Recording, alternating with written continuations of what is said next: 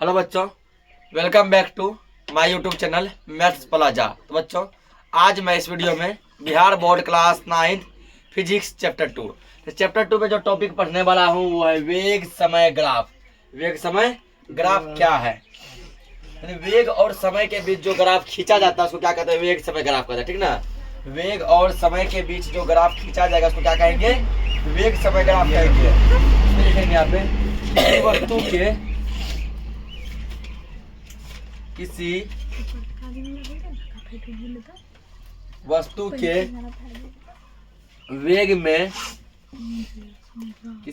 के वेग में समय के साथ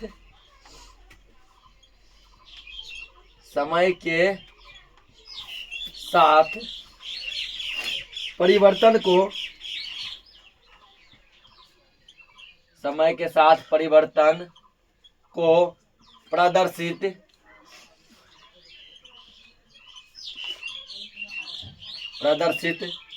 करने वाला ग्राफ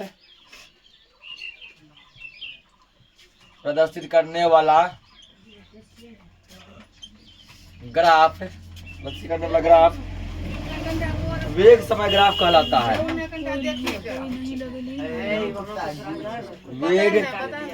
वेग समय ग्राफ कहलाता है। वेग समय ग्राफ कहलाता है।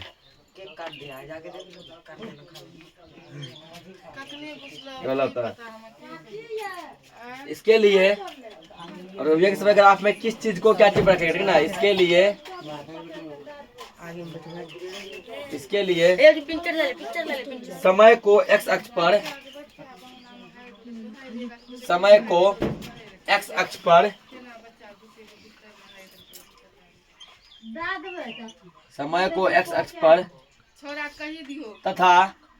तथा वेग को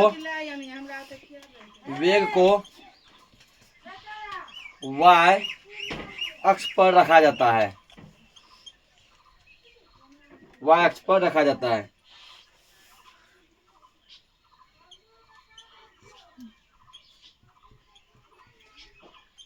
तो क्या वेग समय ग्राफ, ठीक ना। जब किसी वस्तु के समय और वेग के बीच जो ग्राफ खींचा जाता है वो ग्राफ क्या कहलाता है? वेग समय ग्राफ कहलाता है। इस ग्राफ में समय को रखते हैं एक्स अक्ष पे ऐसे, और वेग को तो वाई अक्ष पे, इस लाइन पे, ठीक ना। इसको नोट करो, आगे देखते हैं। पहला पॉइंट क्या दिया है? जब वस्तु नियत वेग से चल रही है। नियत वेग का मतलब हुआ एक समान वेग, ठीक ना। नहीं घट रहा नहीं बढ़ रहा, एक समान वेग से चल रहा है। तब जो है वेग समय ग्राफ क्या होगा? तब वेग समय ग्राफ क्या होगा? तो इसके अंदर लिखेंगे कि जब वस्तु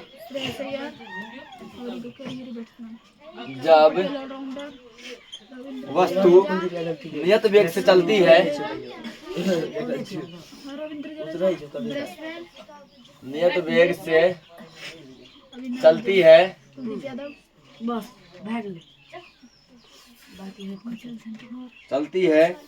तो उसे एक समान गति को नियत गति कहते हैं। उसे एक समान गति में माना जाता है।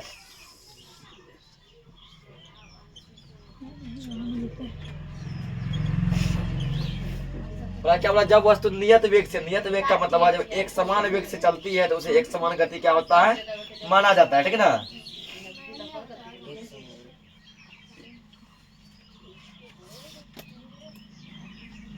इसमें होता क्या है? समय के बदलने से जो है ना वेग में कोई परिवर्तन नहीं होता है। यहाँ पे माना जाता है समय के बदलने से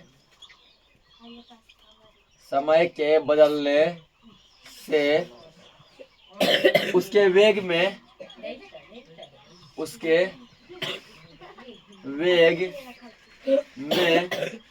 किसी प्रकार का कोई परिवर्तन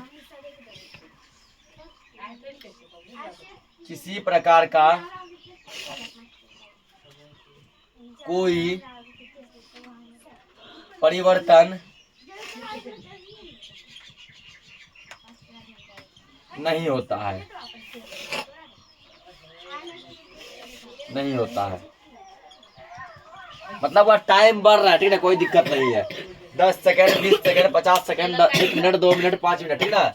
लेकिन ग्राफ ज्यों का त्यों रहेगा, उसके वेग में कोई परिवर्तन नहीं होगा।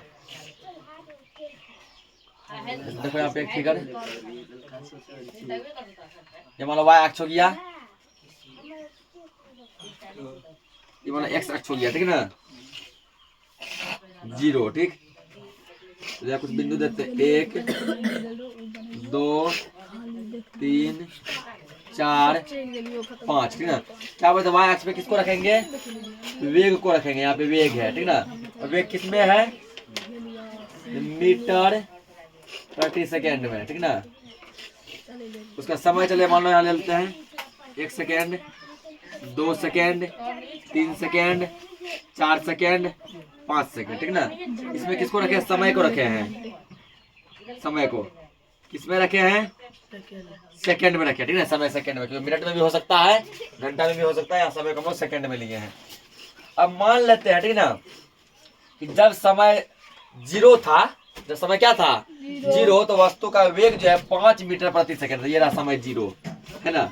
0 पे चलो 5 मीटर प्रति सेकंड, यहाँ पर आया ना, 5 मीटर प्रति सेकंड।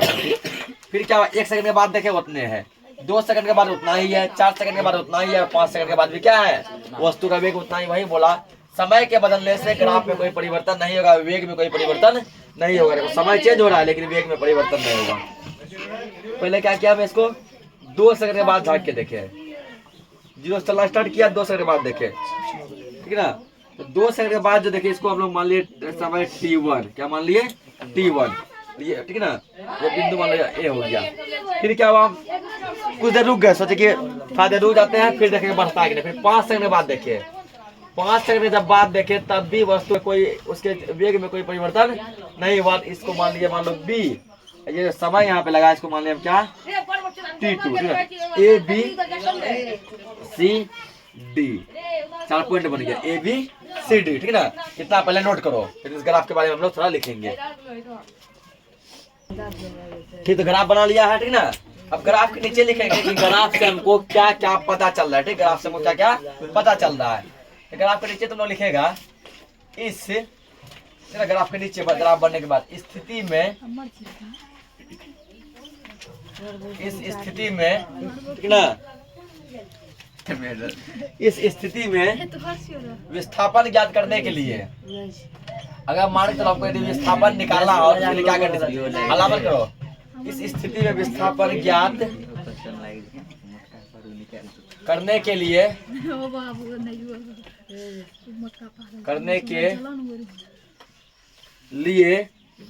दो अलग समय,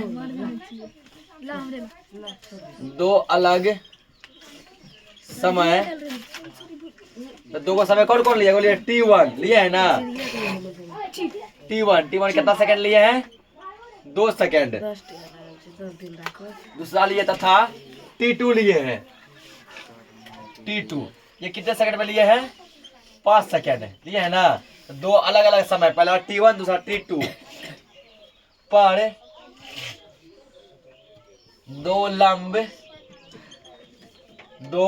लंब क्रमशः, तो t1 पे देखो जो लंब खींचे हैं, वो लंब खींचा गया AD, खींचा गया AD t1 पे, ठीक ना। तथा t2 पर जो लंब खींचे हैं ग्राफ में देखो, उस लंब का नाम है BC, है ना। BC खींचा गया है,